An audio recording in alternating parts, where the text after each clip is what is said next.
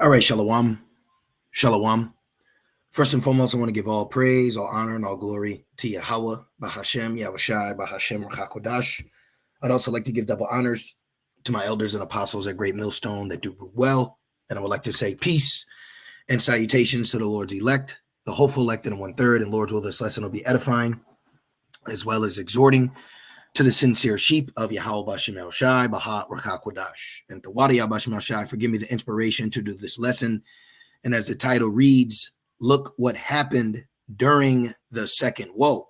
All right. And the second woe being the Second World War, which is recorded in history as one of the worst times in humanity. But what I want to do is I want to share with you a few things that were going on during this second world woe right here in Babylon, which we also see these things are prophesied to take place in our lifetime during the third woe. All right, so let me just make sure the audio is good. Not going to make this too long, but I do have a few points that I want to share with you, brothers and sisters, just as we get ready to enter this time, so hopefully it's edifying. Let me just double check. Okay. So what we're going to do here is we're going to jump right to Revelations. I got a few articles, a few points, and that's going to be the lesson. So let's go right here. Okay. Revelations 11 and 14. All right. It says the second woe is past. So right here, this is referring to the Second World Woe. Okay. Which this happened during September 1st, 1939, and it ended September 2nd, 1945. Okay. But there was a lot of things that took place within this time period, especially here in Babylon.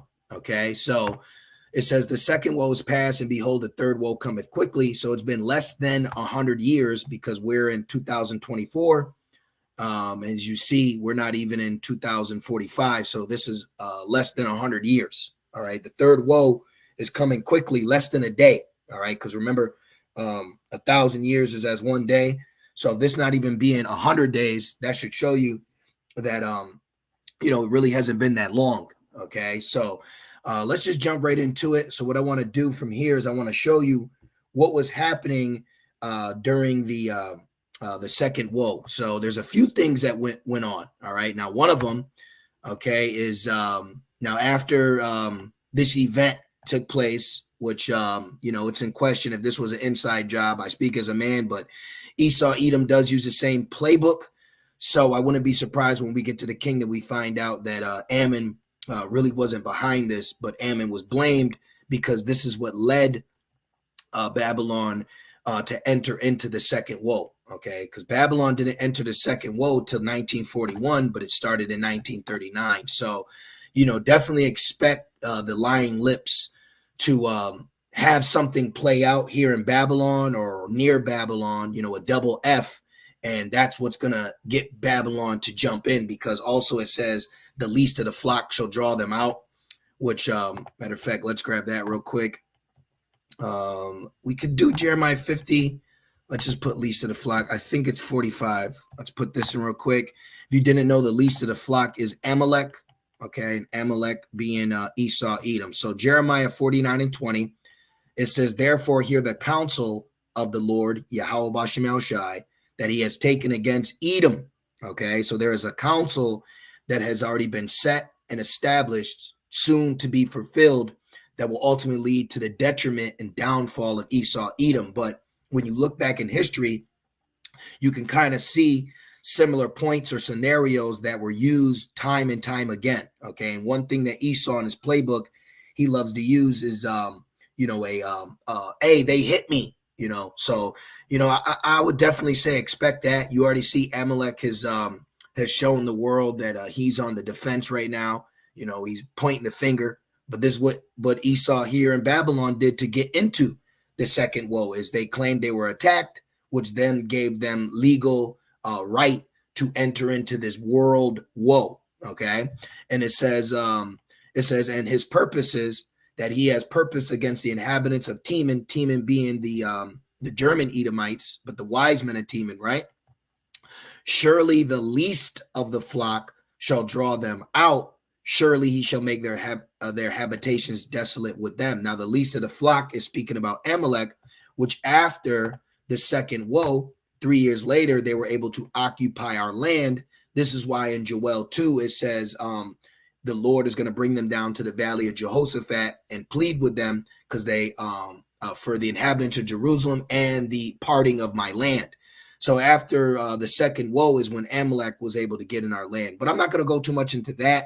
I want to really mainly stick into the prophecies that are going to be fulfilled around here in Babylon that are quite interesting because as we're going to read further, you're going to see a lot of things that are going to happen again on this side that happened during the second woe. It's just going to be increased, which then is going to make it no day like it. Okay.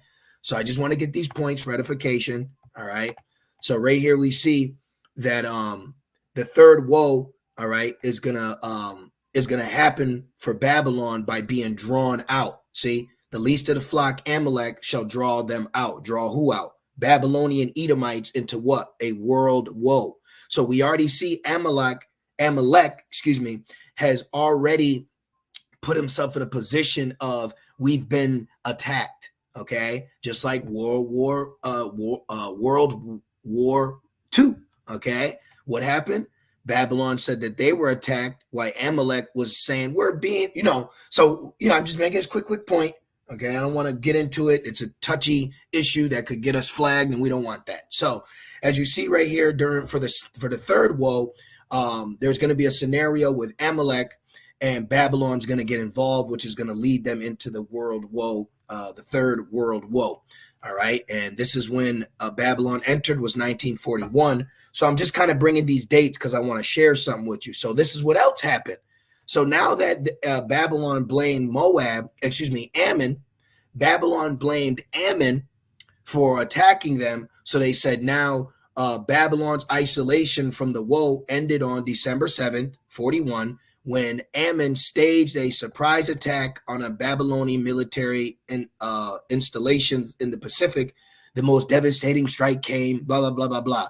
So this led the right to Babylon entering into the second woe. Okay. Now, after they blamed Ammon, guess what else they did? So 1941, they entered, and then you had Babylon sign a decree. Okay. They signed a decree to do what? To lock all Ammonites up in what you would call a camp, a FEMA camp. So here it is. You got the second woe popping off. Then you have what happening? People being taken in a great number. That's coming on this side, okay? Where there's going to be the martial-like law, okay? They're going to shut things down. In particular, people are going to be locked up. Right now, you have a migrant situation going on, which that's going to also play a part in him bringing in law and order in the streets because it's going to be completely chaotic. So during the second woe, Esau, Edom locked up in particular people. And we also know coming on this side that that's going to happen again. Now, there's a few scriptures that come to mind, but what I'm going to do is I'll just go to Rev 2, all right? And that'll sum it up, all right? Rev 2, and I believe it's 10. And it says, fear none of those things which thou shalt suffer. Behold, the devil shall cast some of you into prison. So he's going to make executive orders like the second woe, but this will be for the third woe for whatever reason they deem fit. But in this instant, during this period, during the second woe, they said it deemed them fit to lock Ammon up because Ammon attacked them, right? So any Ammonites that were here in Babylon, they locked their ass up in a camp. Let's get some, and it was an executive order, which is a unrighteous decree. And that's what Esau is going to use. He's going to use a unrighteous decree to fulfill his agenda. So this time period, look at this. I am a Babylonian. See? So during this time, Babylon had to lock things down because they didn't know who was in their land that may be a threat. See? Now you have all these migrants here from all different nations. So when Babylon claims they've been attacked again, who are they going to blame it on? Who are they going to blame it on? They could blame it on Ishmael. They could blame it on the religion of Ishmael, if you know what I'm talking about, because that's the Muzini Pike plan for the third woe. All right. They could you got Moabites here. So you got a lot of nations here that when a attack does happen, they can point the finger at anyone and lock up everyone, which brings me to a point that just came to mind. Remember the movie The Siege? Right here. The Siege with what's my man's name? Bruce Willis. Right here. Go watch this movie if you haven't. He said they said how long would it take you to lock New York City down? He said 16 hours. Let's put that in. 16 hours. Just give me a minute to lock NYC down. Now it may be a scene. No, see, I don't want that. It's a quote. It says the secret Babylonian abduction of the suspected terror squad leads to a wave of T attacks in New York City, which leads to the declaration of Walmart. You know what I'm saying? It says the only unrealistic blah, blah, I don't want none of that. So right here, there's a movie that they're showing you that they were attacked and they brought in the military. Okay, here's the cover. This is all you need. See that? On November 6th, our freedom is in history. Well, remember what happened January 6th, and then what happened October 7th. See, September 1st. So all these dates play a part, but something happened. Of course, they got this in there. You should know. But something happened to cause them to bring in military. And guess what? Who they locked up in this movie?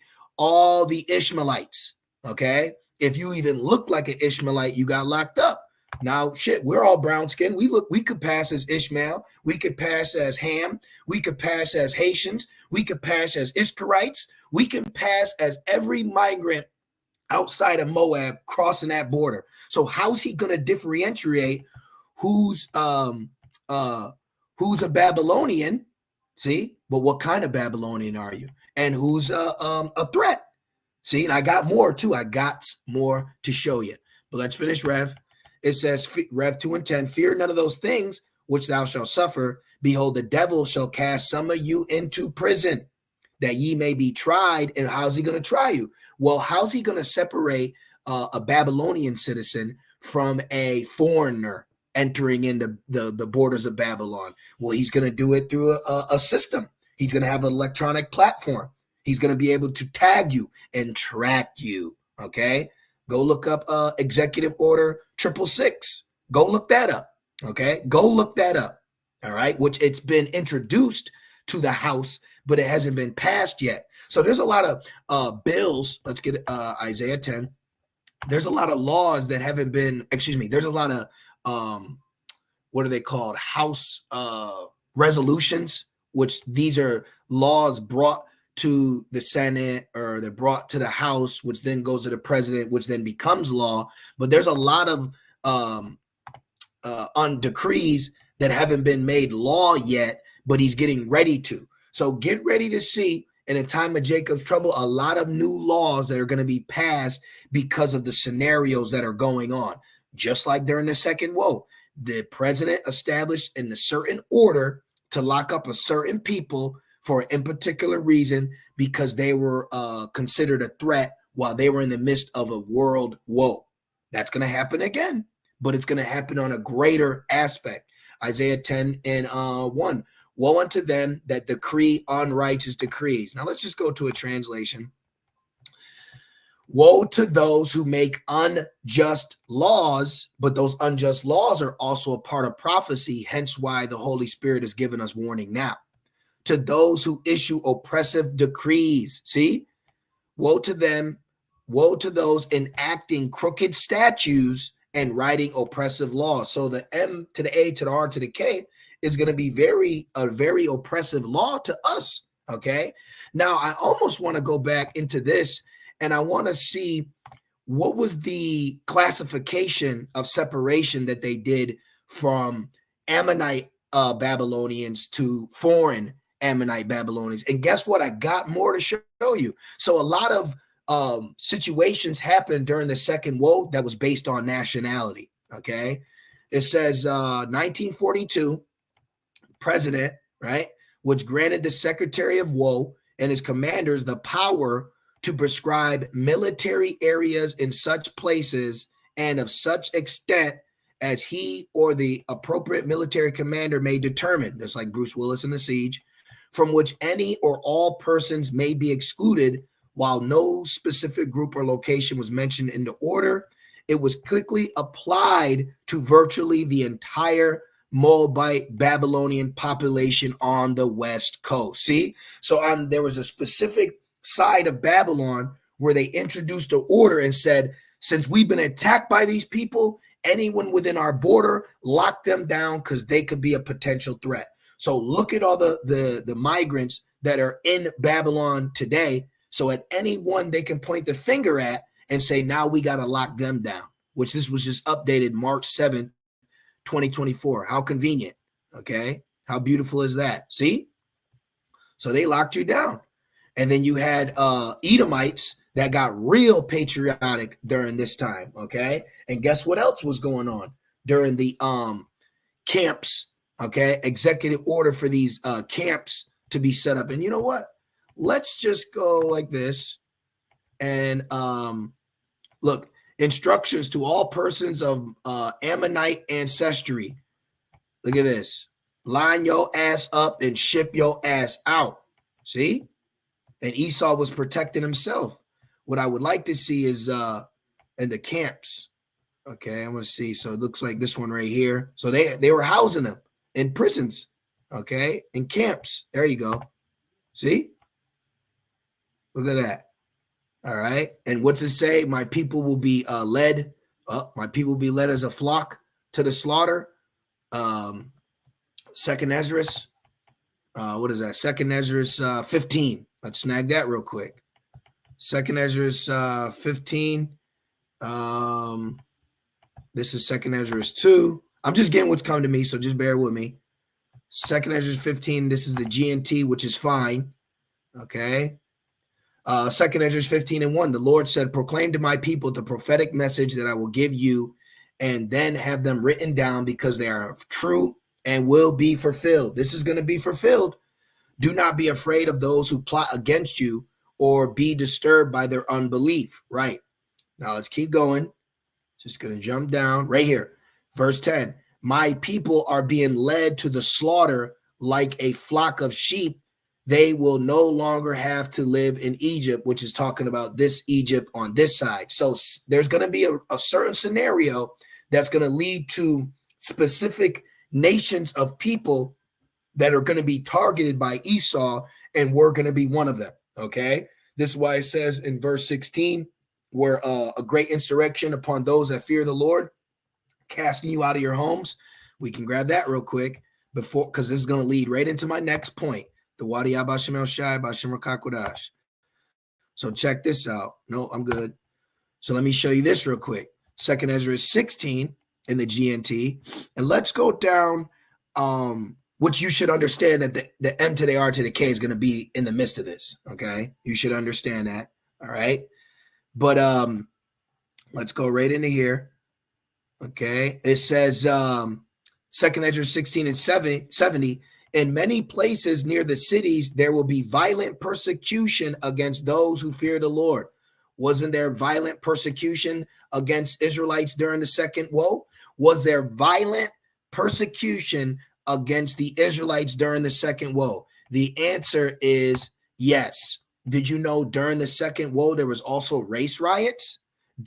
While Babylon was at war, okay, there also was race riots between Issachar, Judah, and Esau. Are we not witnessing the buildup for that right now? Is Esau not getting himself in position right now against the whole wokeness, which the wokeness is giving basically Jake rights, quote unquote? But you're seeing that play out right now. It says the Zoot Suit riots of 1943. Wait a minute. So 1942, you established an order to lock people up in camps. You're still at war, mind you. Then 1943, you had race riots going on all while you were at war. See? So you can see how the scenarios of this third war, how things are going to play out. So you had civil woes and you had financial issues. You had what else did you have going on? Shortages. Because look, during the second woe, there were rationings. Okay, because this was a reason why Esau claimed he waged war against the Latinos and Judah and all that, because their clothing was too baggy and they needed the material. Oh, wait a minute, they needed material. Second Ezra 16, it says 72. They will turn them out of their homes and take away all their possessions. Wait a minute. That's what happened in the Zoot Suit riots. That's what happened with the Ammonites getting locked up. They took their possessions, materials, because there was a lack of bread. Wait a minute, lack of bread? Hold up. Doesn't the scripture speak about a lack of bread in 2nd Ezra 15? Let's get all this meat off the bone here. So do you see the scenarios that played out in the second woe, but how prophecy shows that they're going to play it out in a greater fashion on this side? Okay. Look at this. It says 2nd Ezra 15 and 14, the world and the people in it are doomed. The war that will bring their destruction is very near. Nations will arm themselves and fight against other nations. Esau's a nation. Jake's a nation. Ammon's a nation. Moab's a nation. Ishmael's a nation. There will be great political turmoil. Biden, right? With one group trying to overpower another and gain control while ignoring the legitimate government. There will no longer be free access to cities. Right now, do you know that there's an exodus of Esau fleeing to like I don't want to say the Midwest, but the northern West, like Idaho, things of that, because they're fleeing the political wokeness that's infringing on their Edomite rights here in Babylon. And they don't like Jake. They don't like none of it. Okay, so that's happening right now. And they're like, hey, Idaho's getting filled up. Esau's fleeing. You know, you got certain people standing up trying to be their speakers for them. So it's all going down. And racial issues is a part of it. It says, because the struggle for power will bring destruction, terror, and total confusion wherever people live. Look, driven by famine, shortages, and terrible suffering. So best believe as the famines come, oh, Jake, you're going to be target numero uno. Esau is not going to want to see his family starve while a nigga eats. And I don't mean to put it in that sense, but that's how it's going to be looked at. Them immigrant, they ain't going to be eating while my family starve. Well, that's what happened with the Zoot Suits. They didn't want to see Jake partying, having a good time while shortages were going on. So they were murdering Issacharites, Judites, all because they said, look, we got to ration automobiles, tires, gasoline, fuel, coal, firewood, nylon, silk, and shoes. Babylonians used their ration cards and stamps to take their meager share of household staples, including meat, dairy, coffee, dried fruits, jams, jellies, lard, shortenings, and oils. And then guess what? Those shortages led to riots, okay? The Zoot Suit riots in 1943 were violent clashes in which Babylonian servicemen, police officers, and Edomite civilians brutalized Latinos and Judites. Did you know that? During the second woe, which he prides himself in, there was also nations against nations. There was also shortages and famines. There was also FEMA camps. All this was going on during the second woe. Now, that's going to happen on this side, but on a greater level. Jeremiah 30 and 7, alas, for that day is great, so that none is like it. It's going to be worse than the Zoot Suit riots. It's going to be worse than the second woe. It's going to be worse than executive orders for Ammon and such, because it's going to be on a broader spectrum, okay? It is even the time of Jacob's trouble. So Esau is going to be looking at Jake to get rid of him. This is why it says the power is going to stand in their hand. So you're going to have Edomites that are going to be taking Jake out, okay? They're going to do this legally. Okay, this is why all these militia Edomite groups are standing up right now, and they're forming their own communication lines. They're gathering their own data, okay, their own communities, and they're setting themselves apart for when their standing powers that be fall.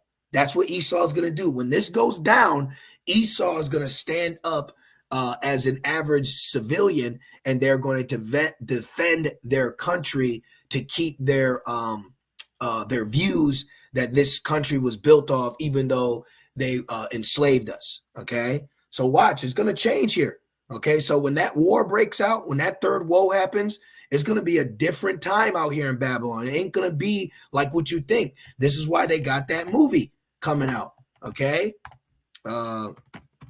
which the movie's coming out on the same day. Okay, so the actual Babylonian Civil War happened on April 12th, 1861.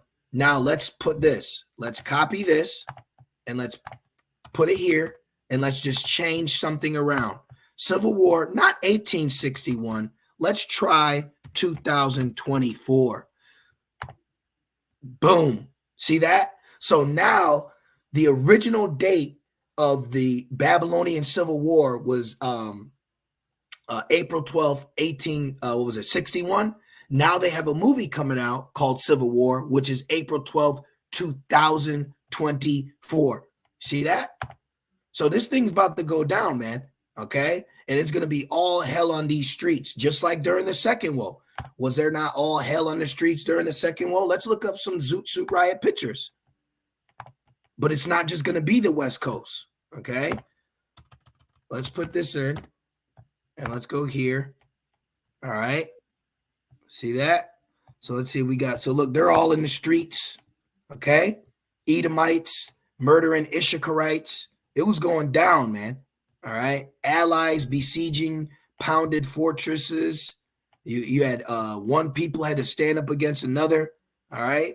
And this all going to lead into Egyptian versus Egyptian. Okay. This is going to lead to Egyptian versus, and he's stripped with no clothes. Why? Because they say we need the material. You ain't need that damn material. So we need it for parachutes. We need it for blankets. These niggas need to take off their white tees. We need them. So Esau's going to find a way to blame Jake in the midst of a world war to come down upon him having great wrath. That's what he's going to do because he knows time's short. For so it says, alas, for that day is great, so that none is like it. It is even a time of Jacob's trouble, but he, being the elect, shall be saved out of it. See? So we don't need to worry when these skirmishes and these situations happen again, because ultimately this is going to be upon the 2/3, but we're going to have to endure the midst of the persecution because he's also going to be trying to MARK you, okay? Which he's going to be introducing that soon, because when you look at it, where's that one picture? I like that one picture where it said, I'm in a Babylonian. See? So remember, one of the iconic scenes in the Civil War movie is, what kind of American are you? Are you a Latino American? Are you a Chinese American? Are you a African American? See? What kind of American are you? So here we see during the second woe, camps were instituted, race riots were instituted, famines and shortages were taking place, as well as a whole world war was going on. You see that? So what else we got on here? This is Ezekiel 21, and let's just try the NLT verse 9. Let's see what they got. I was watching a documentary last night. I said, damn, there's a lot going on during the second woe. Man, a lot of that sounds like what's going to happen in the third woe. Ezekiel 21:8, then the Lord said to me, son of man, give the people this message from the Lord. A sword is being sharpened and polished. Yeah. And one of the things they stated in their documentary is the Edomite Babylonians said that even though they couldn't go to war, they wanted to defend their country from anyone that would wage war. So that's what's going to happen. When this world woe pops off, everybody here in Babylon is going to be a target to Esau. Understand that. He's going to look at you with that side eye, you know. It says, it is sharpened for terrible slaughter, Jacob's trouble, and polished to flash like lightning. Now will you laugh? Will you make mirth? Will you keep doing TikToks? Will you keep playing? Will you keep worrying about date night? And are you going to worry about mortal bullshit? This thing's about to happen, okay? Your family's going to be used against you. Your woman could turn on you. Your children could turn on you. Things are getting ready to go down. And people are still, Jake going to still trust in Egypt. All black people come lock in. Jake's going to go, I'm here. I trust you. I ain't no threat. I just didn't do it. Watch when a double F happens to Babylon. Watch when some things happen to Babylon and Esau takes the necessary steps like he did during the second woe. You know, it says those far stronger than you have fallen beneath its power. Yes, the sword is now being sharpened and polished. It is being prepared for the executioner. What? The executioner? The executioner? Did we do? Oh, we didn't finish these. See? Rev 2 and 10. Fear none of those things which thou shalt suffer. Behold, the devil, the executioner, the slayer, shall cast some of you into prison. We saw him do that in the second woe. That ye may be tried, and ye shall have tribulation 10 days, a certain period of time. Be thou faithful unto death, and I will give thee a crown of life. Now, why does it say faithful unto death when you get cast into prison? Why would death and prison be synonymous with each other for this prophecy? Because the M to the A to the R to the K. Revelations 20 and 4, and I saw thrones, and they sat upon them, and judgment was given unto them. And I saw the souls of them that were beheaded for the witness of Yahushai and for the word of Yahweh, and which had not worshipped the beast, neither his image, neither had received his mark upon their foreheads or in their hands, and they lived and reigned with a Mashiach 1,000 years. Remember, 1,000 years is also equated as one day. So John saw those of the elect that were destined to be martyrs, to not take the MOTB, and then he also saw them ruling with Yahushai the first day in the kingdom. But there ain't just one day in the kingdom. John just saw the first day, which is also coined or synonymous with 1,000 years. That doesn't mean after 1,000 years, we're not going to be ruling. John just saw the first day of the beautiful kingdom, which will be for eternity. But the point here is, we are told in Revelations 2 in red letter that we're going to get cast into prison and tried even up to death.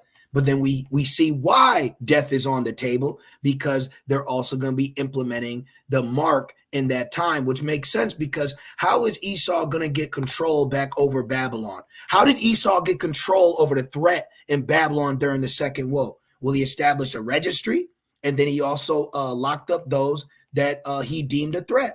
So he's going to establish a registry, and he's going to establish a certain platform and program and requirements that you need to abide by to be in Babylon as we're under this threat or siege of attacks that is taking place right now. So watch when this third woe pop off, okay? Watch how Esau switches up on you. Remember, it says as a lamb, but also as a dragon, okay? It says Ezekiel 21 and 12, son of man, cry out and wail. Pound your thighs in anguish, right? You see what's coming. You see what's happening, right? Right? For that sword will slaughter my people and their leaders. Everyone will die. It will put them all to the test. Oh, wait a minute. It will put them to the test. Rev 2 or Rev 3. But wait, Rev 3 and 10, it will put them through the test. Because thou kept the word of my patience, I also will keep thee from the test of temptation. The test of temptation, okay? Which shall come upon all the world. And you got all the world here in Babylon, but it's meaning the world as in the world is going to have to change to a new infrastructure to remain in the society of commerce and getting and buying and selling, right? That's the commercial term for buying and selling is commerce. He's going to change it. To test them, to try them that dwell upon the earth. A great testing is coming. When you look at this word try, does it not mean test? We've gone into it before. It's the Lord's song, so we're going to sing it again. All right? To try, to test. See? To test them, test their faith by enticement to sin. And how's he going to do that? Through para, the idea of piercing. So you had you see what happened in the second woe. So now with technology and the advancements in prophecy and his attempt at a new order for a world, here comes the new test. Here comes his new registry, and it's going to be through tech And that would the instruments through the idea of piercing, which is the M to the R to the K of the MOTB, which is why Yahweh Shai said, be faithful unto death, which is why John the Revelator said he saw them that were beheaded. They were beheaded for not taking the M to the R to the K. So we see in the second woe, you had camps, you had riots and skirmishes and famines. Okay. So now in the third woe, you're gonna have what? You're gonna have camps, you're gonna have riots and famines and shortages, and then you're gonna have the Mark II, all in the midst of a world woe. That's a lot going on, man. So there's gonna be a lot of trouble within and without for Babylon. And it's going to be wild. Okay, this is why it's going to be cities against cities. Matter of fact, let's get that. You're going to have cities against cities. Okay, because some cities are going to be overtaken. Some cities are going to be fighting not to be taken. This is why Esau right now is fleeing to certain states because of political turmoils. So Esau is banding together. He's leaving these major populated cities because of so-called wokeness, and he's fleeing to rural country-like areas to band together so when it does happen, they can defend what they're occupying, okay? Beautiful. It's beautiful. Isaiah 19:2, and I will set the Egyptians against the Egyptians, Esau versus Esau, Esau versus other Babylonians, right? And they shall fight everyone against his brother and everyone against his neighbor, city against city. So right now, if you look it up, okay, Idaho, let's put Idaho Exodus. Let's see what pops up. Idaho, look, 2024, Idaho sees exodus of Abstrians at, okay, we want that one. Report shows dramatic exodus of Idaho, okay? California's population exodus arrives in Idaho. See? So what was popping off during the second woe? California was getting crazy. California is also mentioned in the Civil War movie coming out. So right now, you have thousands of conservatives fleeing to Idaho to house themselves against the political views of the opposing party, which is what? Division. Idaho population nears 2 million as West Coast migration. See? So Esau is banding together, and that will be a city against a neighboring city because they're like, nope, we don't want you here. We don't want you in. We are defending. And that's going to happen in the midst of a world woe. So he's got a lot to handle right now. He's got a lot on his plate. He's bit off more than he can chew. And kingdom against kingdom, which will be what? The third woe. So a lot was going on in the second woe, and a lot will be going on in the third woe. Okay. Let me see. Let's see. Second Ezra 15 and 17. There will no longer be free access to cities. Why? Checkpoints. See? Things are going to happen in a great fashion and form. All right. It says, because of the struggle of power will bring destruction, terror, confusion wherever people live, driven by famine and terrible suffering. People will salt their neighbors and mercilessly plunder their possessions. Why? Why will they mercilessly plunder their possessions? Skirmishes and shortages. So who you think they're going to take? They're going to take from Jake. Whatever Jake got, they're going to take it. Okay? And guess what? Esau's military has the right to do so first. Then the citizens will do so second. All right? So commodities, possessions will be the new currency. It says, Yahweh says, I am calling together all the kings of the earth to come from north, south, east, and west to turn back and restore what they have taken. I will pay them back with the same harsh treatment they have always given to my chosen people, says the Lord. See that? So this thing's about to go down, man. All right. And it's going to go down in a major, major way. All right. So you see so as just a quick recap, during the second woe, you had unrighteous decrees, which separated certain people based on their nationality, which then locked them up. Then you also had shortages, which is also coined as famines. Then you also had racial division. Okay. So you see all these things that played a part in the second woe, then life went back to normal, quote unquote. So now in the third woe, it will not be business as usual. There will be a great racial divide. There will be a political divide, a financial divide, a class divide. and Esau is going to stick to his own. This is why it says the people shall turn to their own. Okay. So I just wanted to do that quick lesson. I truly pray it was edifying. Go look it up yourself. Some good documentaries. Go look up Esau right now fleeing to Idaho. You can literally, if you watch the movie Purge Forever, go look up the documentary of Esau fleeing to Idaho. It's literally the same playbook. So I just want to do that real quick lesson. I pray it was edifying. Call halal, Yahweh, Ba'ashem, Yahushai, Ba'ashem, Rakakwadash. Double honors to my elders and apostles of Great Millstone that do well. Peace and salutations to the Lord's elect. With that being said, shalom.